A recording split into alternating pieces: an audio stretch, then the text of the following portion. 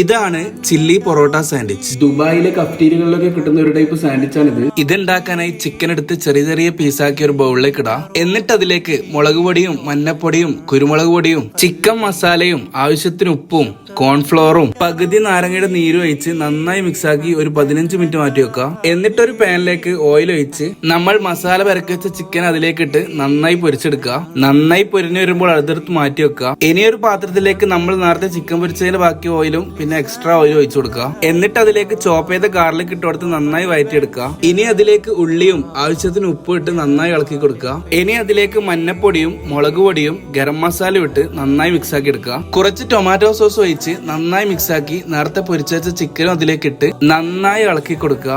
അപ്പൊ നമ്മളെ മസാല റെഡി ആയിട്ടുണ്ട്. ഇനി നല്ല മുരിഞ്ഞൊരു പൊറോട്ട എടുത്ത് അതിലേക്ക് കുറച്ച് മയോനീസും ടൊമാറ്റോ സോസും നന്നായി സ്പ്രെഡ് ചെയ്ത് കൊടുക്കുക. എന്നിട്ട് അതിന്റെ മുകളിലേക്ക് നമ്മുടെ മസാല വെച്ച് കൊടുക്കുക. അതിന്റെ മുകളിലേക്ക് കുറച്ച് ലെറ്റസ് ലീവ്സോ അല്ലെങ്കിൽ കാബേജോ എന്തെങ്കിലും ഇട്ട് കൊടുക്കുക. ഇനി അത് മടക്കി ചുരുട്ടി റോളാക്കി എടുക്കുക. അപ്പൊ നമ്മളെ അടിപൊളി ചില്ലി പൊറോട്ട സാൻഡ്വിച്ച് റെഡി ആയിട്ടുണ്ട്. ഇതൊരു പൊളി ഐറ്റം ആണ്. ഇതിന്റെ ഓരോ ബൈറ്റ് എടുക്കുമ്പോൾ അടിപൊളി ഫീൽ ആണ്. അപ്പൊ ഇത് നിങ്ങൾ എന്തായാലും ഉണ്ടാക്കി നോക്കണം. ഉണ്ടാക്കിയിട്ട് ഫീഡ്ബാക്ക് അറിയിക്കുക. ബൈ.